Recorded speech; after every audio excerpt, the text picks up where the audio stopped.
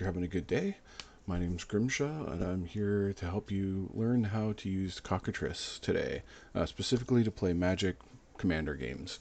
I'm going to go through a few things, how basic deck construction works, some of the tips there, and then after that, I'm going to show you how an actual game functions as far as how you'll set up your board and shortcuts and things like that. So I hope you find this helpful. If you've been watching any of the games that we've been streaming on Cockatrice at ADH420 over the past month or so, you'll see us using this program pretty effectively, and you might have questions on why does this work that way or what's the shortcut for that. So hopefully I can answer those for you today. So let's have a look at the deck building screen. So this is the basic deck building screen for Cockatrice. You have your Cockatrice menu, so connecting, we'll go into that later, but that's how you play online. Start a local game, we'll do that in a little bit, just so I can show you some of the shortcuts. Card database, you have managed sets. So some of these things are actually kind of important for the first time you load up the program. So once you have installed the program and done the updates, and you will need to do the card updates, so you can check for client updates, you can check for card updates. Those will get your collection, your card pool up to date with all the cards that are available for Magic specifically. And managing sets will help you to not have versions of cards or cards that you don't want to have show up. So first thing I usually do is I go promo, and I get rid of uncheck all these promo cards, because a lot of the times they're not the version of the card that you want to see. And then, as long as all the sets, so if this is unchecked, if I uncheck this, I'm not going to see any Kaladesh cards. So obviously I want all the basic sets. So getting rid of promos is just going to get rid of all the ancillary sets that you don't really want necessarily. I mean, if you like them, they're there. I turn them off. Another thing, while we're in the manage sets bar quickly, is you can use this to customize sort of the kind of with the version of the cards that you're seeing. So the easiest way to describe this is if you like a certain basic land. For me, I like unhinged basic lands. So I go unhinged, and then all I do is I do this double green arrow up. I click that, and then I hit OK, and now the basic lands will show up as unhinged. And I can show this in action here. So I'm just going to I'll load up this deck that I'm going to be showing you here, and oh, I don't have any basic lands in this deck. Okay, so that's not going to work. Okay, well, how do we add a land to this deck? So that's a perfect question. So I've already started this deck here on the right. This is just a collection of cards that have special functions while playing a game, and so I wanted to show you how those work. So we'll be going over those in a second, but as far as basic lands are concerned, we'll add a couple. So I just type in island, and then it's going to bring up all the things that are relevant to island, and so I'm just going to hit enter to put one of those over. Once it's here, I can hit plus a bunch of times just to add them or remove them. So we'll add a mountain. Again, I just start typing mountain, it pops up. I can scroll down, I can have a snow-covered mountain, or I can have a regular mountain. So I'll add those, and then of course you want to always save your deck. You can save your deck as, it's already got a name, so I'll save it. You can give your deck a name as well. How to use Cockatrice. Okay, and then we save that, and then we go back to this game. I can load this new version of this deck, and we're going to scroll down to how to play, and we're going to see this now. It's got those lands in it. Okay, so we'll go back to manage sets, and we'll say let's invasion. We'll have invasion be the lands, basic lands, and then there it changes it. And this is going to be for everybody's basic lands. So whatever you've decided you want the lands to look like, all your opponent's lands are going to look that as well, unless they've picked, snow covered, or they're non-basic or whatever. Like basic, whatever the sets are, you're gonna see that version, right? So we'll go back to invasion. See now how it's at the top. Okay, so if I move it down one and I go okay, we're gonna go back to our unhinged lands. So before I go into these cards, let's go back to the deck building a little bit. So the first thing I like to do is I'm usually building a deck around a commander. That's usually where I'm starting. In this case, we're looking at Marin. But maybe you want like Gitrog, for instance. So I just type in Gitrog. Now, if I hit enter, that'll put him in the main deck.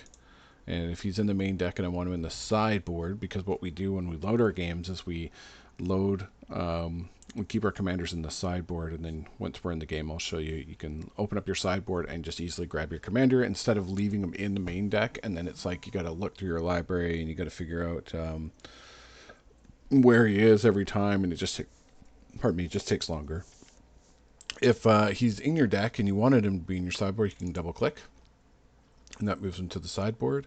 You can double click and that moves him back. You can also just add him, remove him with these buttons. X also works. So that's where you got your commander, and then you're just adding cards. Obviously, commander decks have no more than one copy of any card except for basic lands. So there's this information button right here to the far right of this search field. And because like right now, if you look, there's just like a ton of cards. And of course, you can sort them by name or by the set or by the mana cost. All these things. I don't think you can add any other options here as far as tabs, but that's fine. We don't really need to. So if you click on the syntax help button, and this will really explain if you want to do some searching in the program. It's a little bit quicker if you know how to work it. Otherwise, you might be using Gatherer and finding the cards that you want that way. Some people like to build their decks in tapped out, and then you can do that and export it as a text file, and you can load it right into this program. I'll show you how to do that really quickly. You can load deck from clipboard. So if you have saved that text file and it's on your virtual clipboard there, you can just load it right in. Also, if you want to save a deck that you already have in here, you can save it with annotated and non-annotated. And annotated just sort of adds a bunch of extra stuff that you don't really need, depending on the program you want to use. But non-annotated just keeps it simple, like one copy of Gitrog, one copy of Mountain, one copy of Jace. And then you can transfer that around pretty easily. I haven't used this send deck to online service before, but there you go. It allows you to send it to tappedout.net to have it analyzed. So that looks kind of fun, something that you can experiment with. Okay, so back to syntax help. So you can just type the name of a card, Bird of Paradise, or in quotes, any card with the exact phrase Bird of Paradise. You can search by the rules text, which is you go 0 colon and then no space, just 0 colon and then the ability, for instance, flying, first strike. You can go types is with a T, and I believe, does it say anywhere? I've been able to put a comma in and search, right, so you can, so if you go types, you don't have to put a comma, sorry, just a space. So let's try that. So arcane and instant, so we'll go to arcane. And so that's immediately just bringing up every arcane spell that we want. And then if we go space and we go instant, now we're going to see every instant arcane. And then I wonder if we can throw a color in there. So we'll go C colon white. So now we're going to see every white instant arcane spell. So like that's pretty handy. And then you can just keep doing that. Like I don't know what else we could add here, but if we wanted, say, to add the set, where's the set on here? I swear I've seen it before. Oh, here it is, additions. Under additions, you have a couple of different ways to do that.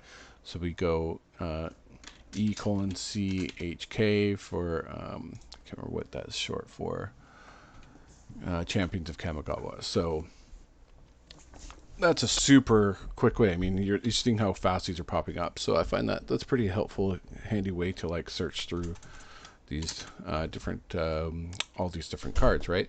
And then you can pull this up at any time, and you can see that you can go by colors or power and toughness or rarity or format, like a lot of options here. Unfortunately, if you're playing Quartermaster, it doesn't give you price, but you'll just have to find another way. That's one of the reasons why I basically don't play that format, because that sounds like a real headache. So you're just typing through, adding cards till you get your deck completed. Of course, it's 100 cards, including commanders. So if you're playing partners, you got 98 cards in the main deck, and then 2 on the sideboard. If you're for partners, and if you're not playing partners, then you're just having 1 in the sideboard and 99 in the main deck. There's not really too much else to explain. You might want to use this comment section. A couple of good reasons is there's a card you're thinking about trying, but you don't want to try it yet, but you don't want to forget that you might want to try that card with this deck. So you just write whatever, like maybe I haven't put Brainstorm in, so I'm thinking about Brainstorm. Or if I'm playing Jace, maybe I want to play Teferi's Ageless Insight. And you can spell it any way you want here. There's no check, but make sure you spell it right when you're searching so you get the right card. Another thing, you might be scrolling down, you might have like gone, what are flying black creatures, and you're sorted by the colors. These are all 1-drops, right? And then you keep going down, you're like, no, the card I'm looking for is like a 2-drop. So you keep going, you're like, where's that 2-drop black creature?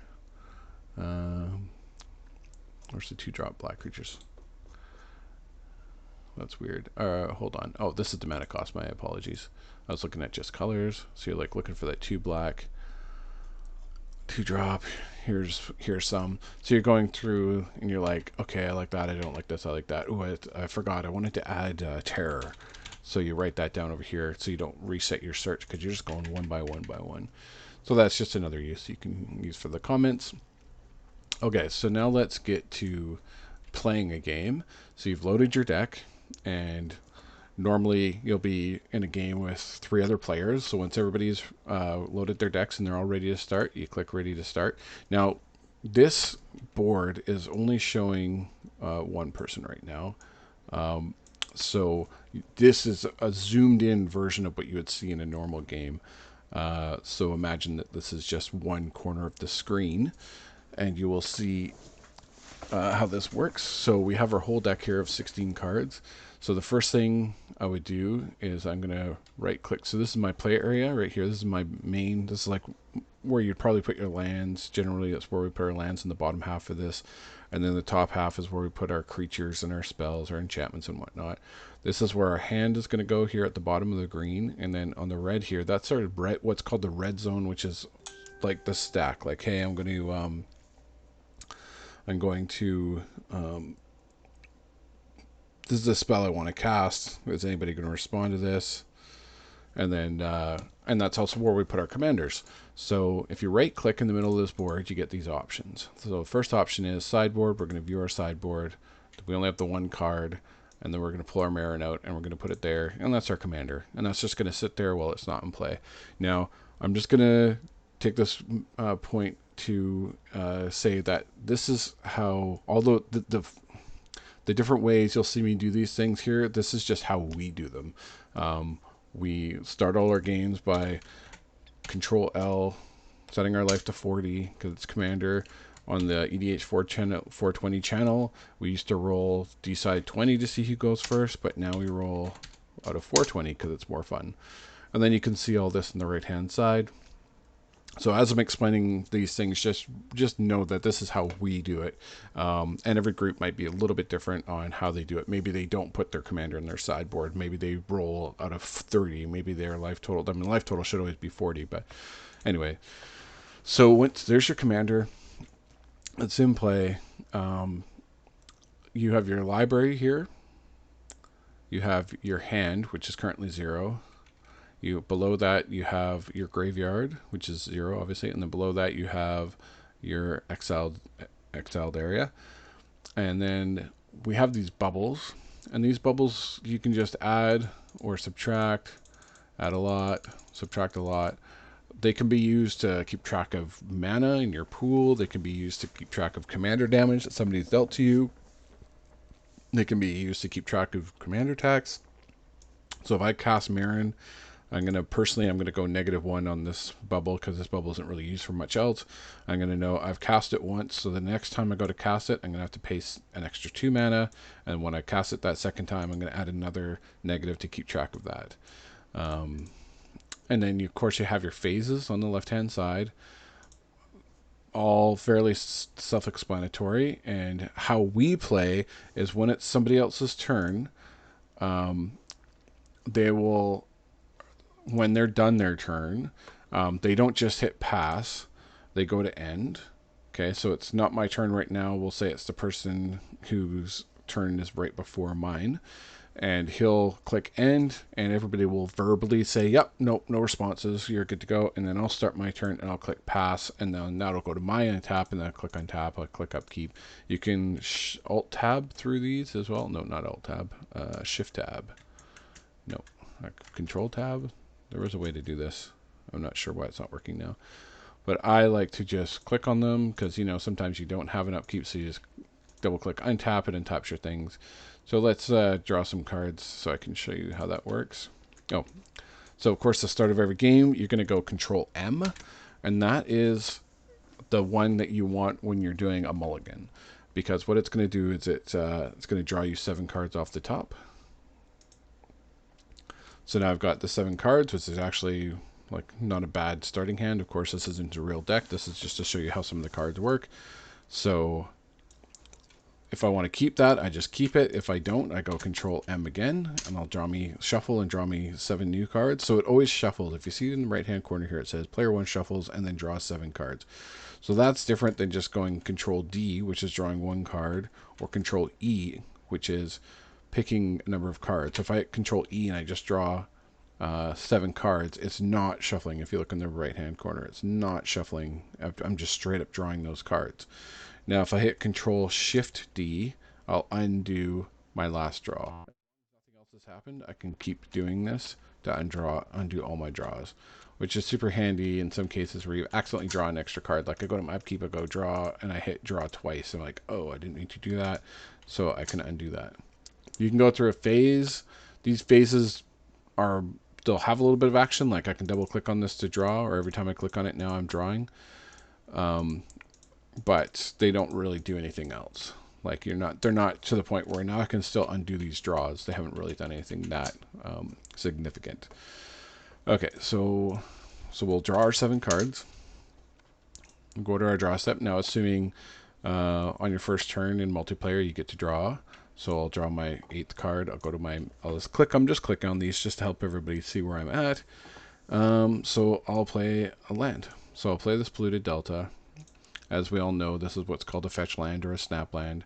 I'm going to tap it to indicate that I'm going to activate it. I'm going to go up here. I'm going to right click on my life total just to give me a -1 to pay for the Polluted Delta. And I'm going to hit F3 to open up my library. When I open up my library, I get a nice little screen here, and I can pick a basic land. So I can pick this island. I can bring it into play. Okay, that's good. And then if I'm not doing anything else this turn, which according to my board right now, I can't, I would just go announce combat, but there's no combat that's going to happen. It is a phase you do generally have to go through. It does affect things like if I cast a first turn Carpet of Flowers, it would have mattered that I'm going to a second main phase. And then I would go to my end turn and I would say pass, and then the next person would click on the pass button and it would go back here. So if I've had my land tapped, I click on untap, it untaps all my permanents. Upkeep, there's no upkeep. I'm going back to my draw phase again. So going back to your library here, when you right click on your library, and you may do this by accident, this is very important. If you ever accidentally right click on your library and you see that you're like, oh, I didn't actually want to do anything, and you left click anywhere other than the top of your library, see how you saw that card flash there for a second? So watch for it. Okay, so what it was doing is when I right clicked, it was it's got the top card in my hand for some reason. It's got it on the cursor and it's ready to deploy it. So if I left click over here, it'll just put it anywhere that I left click. And you don't want that, because then that's kind of screws up the game a little bit. So it's very important, if you ever right click on your library and you don't want to do any of the actions, just left click back on the library and everything's fine. Nobody sees that card, nobody knows what it is. But there are a bunch of options you can do with your library, so let's go through them. So drawing a card, obviously, that's kind of what's happening when you right click there. And then when you left click somewhere, it's kind of drawing you a card. So you can draw a card, but we can also do that with Control D. You can draw cards, which is Control E, which allows you to pick a number of cards that you want. So if somebody casts Wheel of Fortune, you're like, boom, I'll draw 7 cards. We're not going to do that now. You can undo your last draw. Again, Control Shift D is what we were doing to do that. You can shuffle your library, which Control S also does much quicker. You can view your library, which we did with F3 earlier. You can view the top cards of your library. So viewing the top cards of your library is a very handy thing. So we don't have that card right now, but if you're going to, I think it's, let's look at our library here. Okay, so Jace the Mind Sculptor. So let's pretend we have Jace the Mind Sculptor in play. He allows you to look at the top card player of target. He allows you to look at the top card of target player's library and decide what you want to do with that. Or he lets you draw 3 cards and then put 2 of them from your hand back on top of your library. Not exactly what we're looking for here. What we're looking for is like a top effect. So if we had Sensei's Divining Top, we'd look at the top 3 cards of our library. And we'd say, okay, this Mana Crypt, that's the card that's currently on top. And then the second card is the Mountain, and the third card is long-term plans. So if I wanted that long-term plans to be the next card I draw, I drag it off. See how it popped up to the top of the mountain. I drag it. You just got to drag it away. You just got to drag it away and it'll keep moving around, okay? So we want that long-term plans on top. I'll just drag it and then I'll close it. And then that is now the top card of my library. So now you can reveal, the next option is revealing library to all players. So if I do that, it shows it to me, it shows it to everybody. That doesn't come up too often. So if somebody has a Jace, like we were just looking at, look at the top card of target player's library. So if somebody was using Jace on me, I would go down to view the top card library. That's the one we just did. Sorry, reveal the top card of the library to all players. I don't know if I can do it to a specific person. That one option may not be available. Oh, maybe because it's because there's no other players. So you would probably see in this list right now a name of another player, and you'd be able to pick to that player that you want to show them the top 1 card, and then just they can see that 1 card. And then they can close it, and they can tell you if they put that on the bottom. So if they say, hey, put that on the bottom of your library, so you go, where is it here? Put, there's usually an option for this. Put top card on bottom. So you click on that, and now it's on the bottom. Play top card. That's an interesting. We never use that one. So play top card face down is a handy card. Somebody casts uses a manifest, so we have reality shift. So they go manifest. That player puts the top card of their library onto the battlefield face down as a 2/2 creature. So nobody's supposed to see that except the person who owns that card. And the person who owns that card can right click and go peek at the face, and it'll say it's a Mana Crypt. And if we turn it over, we'll see it's a Mana Crypt. Okay.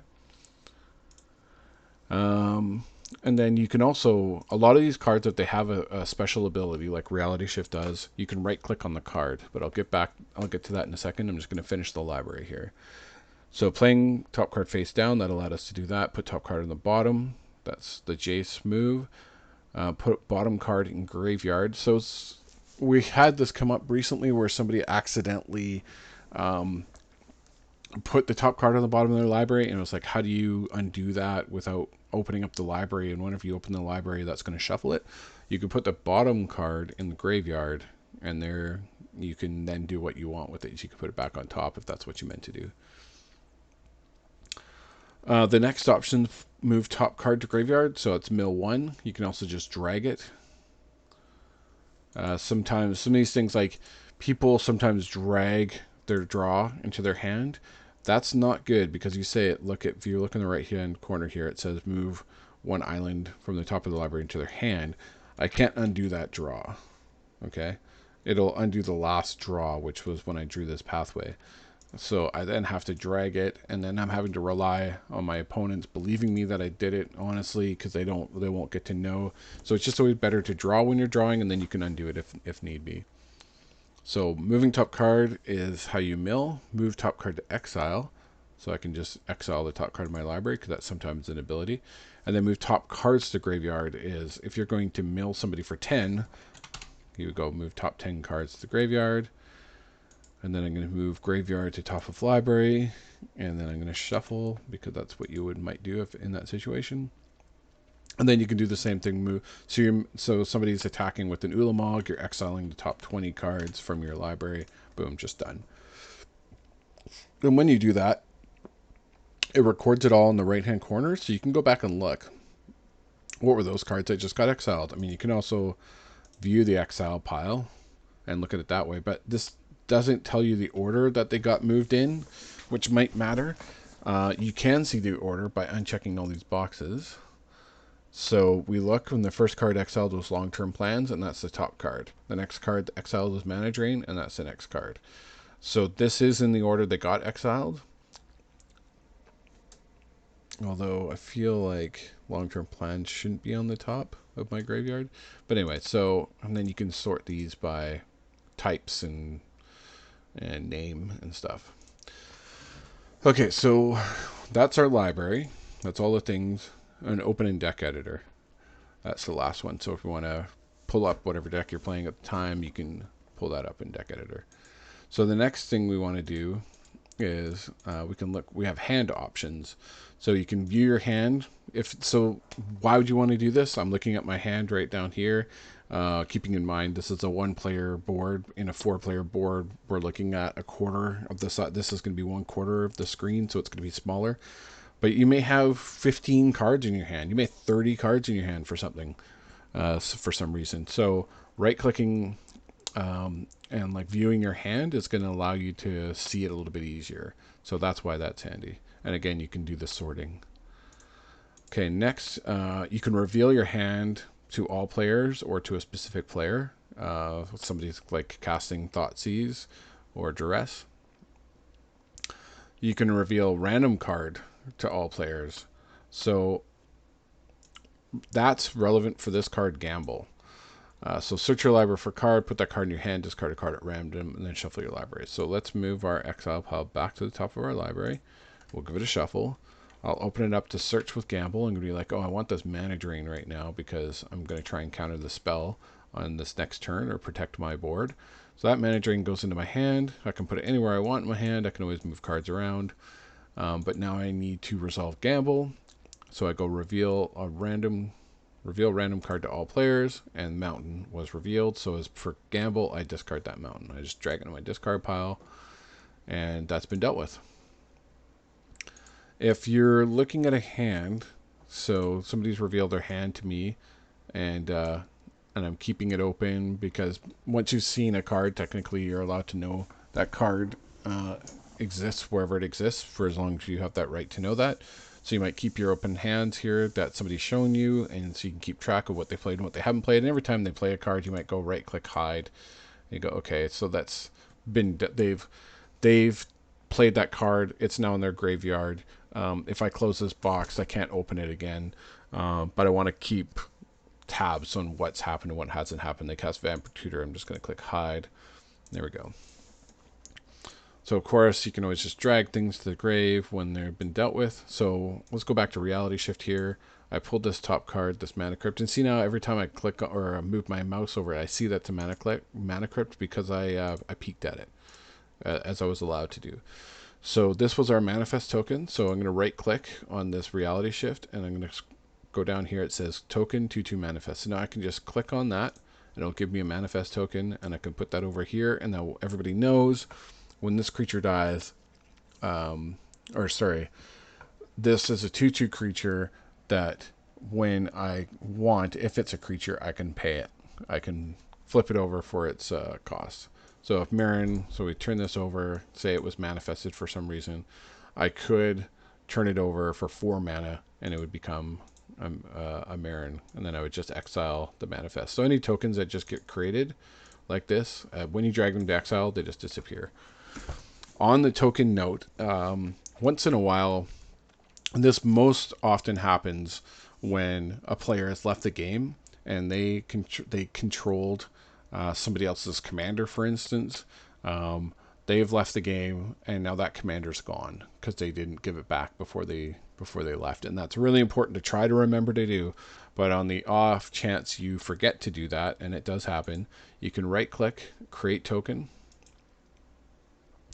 So in this case we'll call it Marin, and there's no predetermined token for this already, and we'll give it a multicolor color designation. We'll give it a 3/4 power toughness, and you could annotate if you want, but you don't have to. And then in this case, we can just make sure it doesn't get destroyed and click OK. Oh, well, that's actually pretty amazing. That worked out. I didn't even realize you could actually create the proper token. Usually that doesn't happen, so I can now put that in my command zone, and if for some reason I had lost my Marin, boom, there it is. So that's a nice option. I don't know if that works for every... let's try Jace. Oops. The Mind Sculptor. Is that how you spell it? And we're going to call it, we're going to say it's blue, and we're going to do this, and wow, it actually makes the token. That's amazing. Okay, well, I learned something along with you guys today. That's pretty awesome. So if you ever run into that problem, you can just recreate that token, but you can also just make, if you go a beast token, it'll give you lots of different options for different beast tokens that you want. Maybe you want a, I don't know, let's say a ruby token. So there's no such thing as a ruby token. We'll make it a 5/5 green ruby token. And this is what it would normally look like. This is what I was expecting earlier. You just get something that you've created to help keep track of a game state. So once you have this, you can alter it. Control P allows you to change the power and toughness. So if you want, you can make it a 6/6. Control P, or 0/2, whatever you like. And then if you right click, you also have the option for annotation, and you might say like it's a flying creature, and then that just helps you keep track of that, right? I don't know if you can change the name from here, so I like Control P for set power and toughness because it's much quicker and it's actually versatile. I'll show you in a second, but you can just if you feel like doing this, you can just change the power and toughness by like clicking these buttons, Alt plus and all these things. Reset to nothing. Annotation, we just delete, hit enter, it's back to nothing. We drag it away, it's gone forever. So why do I like Control P? So if I want to, so this Jason Mind Sculptor has 3 loyalty on it normally, but I'm gonna uptick it. I'm gonna look at my opponent's top card. I'm gonna scry their top card for them. And so what I would do is you got to select the card. So I click on it to select it. You'll see it's red, and then Control P, and I'm gonna go up to 5, and there you can see it's a 5. And this looks better when you're on the smaller screen. It doesn't quite match up on here because the cards are bigger because we're playing just a 1-player board right here. But that's just like a handy thing you can do, because otherwise your other options are you can add counters. So I'm going to add a red counter. Okay, so I got to add 3 when it first starts, and then I'm going to add 2 more because I just use its 1 ability. Or I can set the number of counters if I come down here, and I could say, okay, it's got 12, I'm about to ultimate it. Or I can remove 1 at a time, or I can go back to setting them to whatever I want. Why isn't that working? Set counters. 0? Okay, there we go. So that's a handy way to use the Control P, or that's also how you can remove and add counters. You can change the color. You can have red, green, yellow. There's a couple other things. We're almost done here. If I want to clone Jace, so my opponent's copying. I mean, Jace isn't a great example for this. Somebody is phantasmal image, and they're going to target my Marin. I can just right click clone, and I can drag this copy to their board, and then they have it. And as soon as they get rid of that, though, the copy, it'll get exiled. And we can also, you can draw arrows. You'll see us do this. You just right click and drag to drag arrows, and then that could be like, oh, this Marin's going to attack Jace. Are there any blockers? It's just a way to help people visualize what's going on as you're telling them. You can change the color of arrows. Shift is green, control is yellow, alt is blue, and then the standard is red. The default is red. And then control R gets rid of all your arrows, or moving to a phase. So if I go to my main phase, that'll make them go away. Or if I could just click on that again, which isn't great if you're on the draw step because you'll accidentally draw a card. But say I'm in combat and I'm like doing this, and then I can just click on combat again and it'll get rid of those arrows. Cards like Mana Drain, when you counter the spell at the beginning of your next pre-combat or your next main phase, beginning of your next main phase. If you're in your combat step and you cast Mana Drain, you'll get the mana post-combat. If you're casting this on someone else's turn, you'll get the mana at the beginning of your first main phase. How do we keep track of that? Because it was the next person after me who cast a spell. I countered it. It's going to be a couple more people's turn before it's my turn. I want to remember that I countered a 5-drop spell, and then I'm going to get 5 mana for that. So what we do, or what I like to do, is I just clone, take the original, put it in the grave, because that's where it's supposed to be, and I can either do Control P and throw 5 on there. Again, it looks better when it's smaller, or you can right-click Annotate, and you can go 5 or 5 mana. That can help keep track, or you can do counters. I get 5 mana coming to me. So those are all the different options. And then at the beginning of your turn, you have that mana. You can add it to your pool, and then you can just exile it, and it's gone. And now you can remember that you have this 5 mana as you want to spend it. Vampire Tutor. Vampire Tutor is an interesting card because you have to be careful. So you're going to get to search your library for any cards. We're going to pull out our library. We're going to go, I don't know why this is being weird like that. Okay, so I want this long-term plans to be on top of my library. So if I can't drag it and put it on the top of my library like before. The only way to really make this work, and I can't just drag it and put it on the top of my library. What I do is I right-click, I go play face down. Okay, my library is still open, which means it's still going to get shuffled. So I close my library. As you can see down here, it's been shuffled. Okay, now this is the card I want on top. My library has now been shuffled. Now I can drag it on top, and when I go to draw a card, that's the card that's on top. Okay, and then of course Vampire Tutor can go to the grave, and I lose 2 life once it's resolved. Long-term plans is kind of a similar card. So I'm going to search my library for this polluted delta. Oops, nobody's supposed to know it's polluted delta, so I'm going to play it face down. And then this says, put that card 3rd from the top. So now I'm going to right-click the card that I want to put 3rd from the top, and I'm going to go, where is it not letting me have that option? Oh, move to. So I want to go down to move to. So I could just put it on the top of the library or bottom of the library in a random order if that's what the effect called for. But in this case, X cards from the top of the library. How many cards from the top of this deck should this card be placed? So I go 3, because that's what long-term plan says. I get OK, and now it's 3rd from the top. Search your library for a card and put it 3rd from the top. So I'm going to draw 1, 2, and there's the polluted delta. So just what we wanted. Swan Song, you right-click it, you make a bird token. Nice and easy. You can give that to the other person. They can right-click on it. If it's in the graveyard, they can right-click and make it happen. Oh, somehow we got that extra Jace. That's cool. Oh, we've actually created that permanently. And I think we can affect that if we right-click and go... Oh, actually might not be able to. They permanently created a second Jace. Cool. Okay, and then once token goes to the graveyard, it's gone.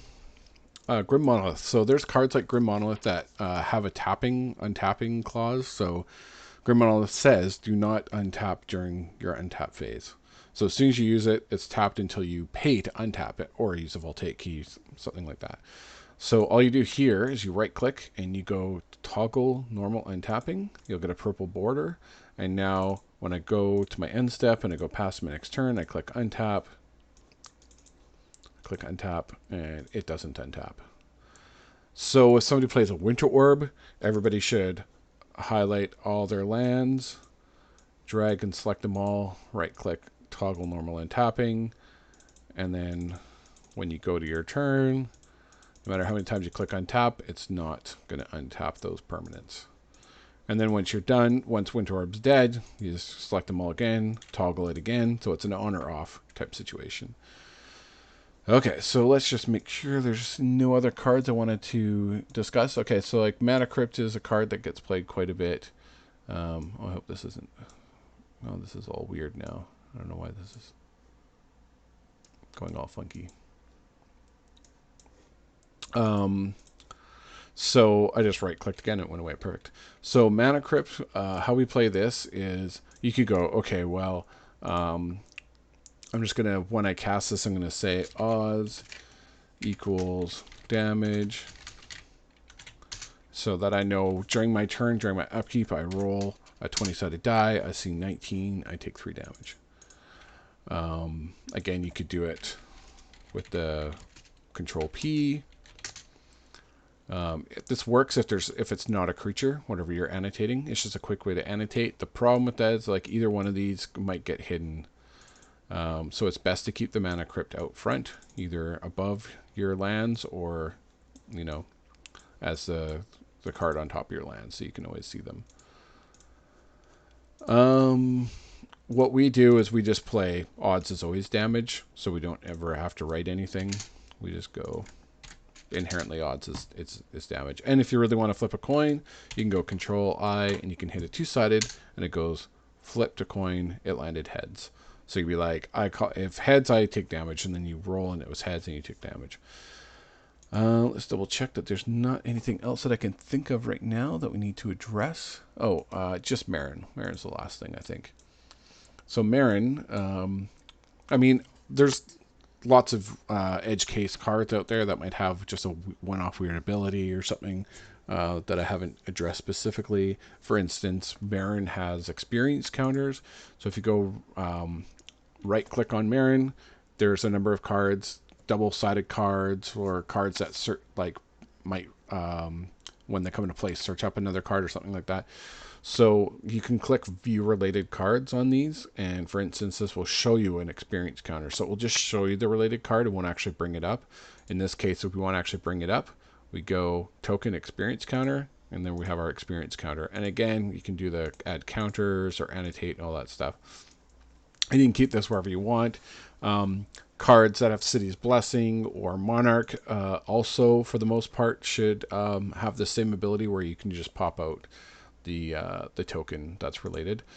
Not every card. Some cards, like this program isn't perfect. I'll just say this, that this program is free, and it's very good. It's a very, very good program. It does a lot. It allows you to play Magic for free with any cards in all of Magic, and as many copies as you like with all the full art. In most cases, looks very crisp and sharp and high res. Newer sets, as they come out, will have the issue of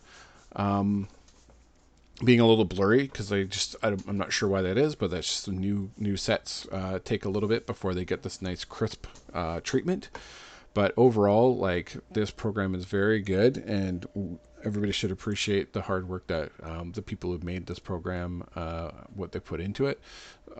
It's not perfect. It has little hiccups. For the most part, it's pretty darn good.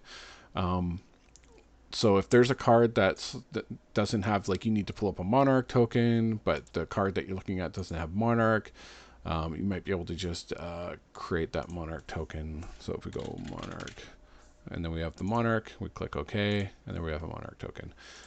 The one issue that I've seen is dealing with new cards, which is the Foretell, and I wonder if we can create a Foretell token.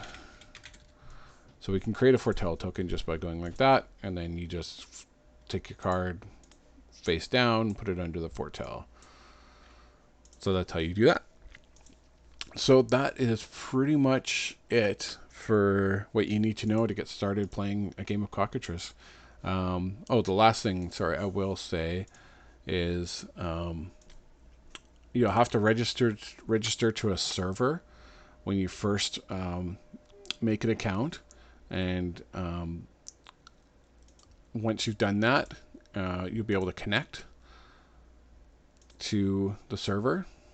And then here you can see game replays that you've played before. We played a lot of games, obviously, as you can see on the channel.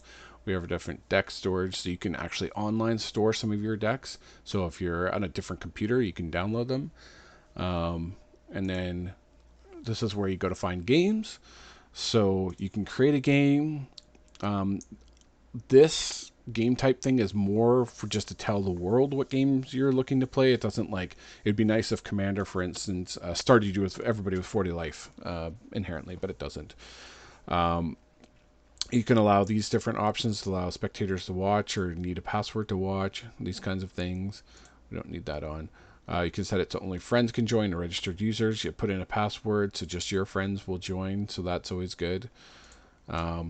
And then sometimes you can watch other people's games, or you can jump in. I mean, jumping into a random game is a little hit or miss. Some people have different sort of understanding about power levels.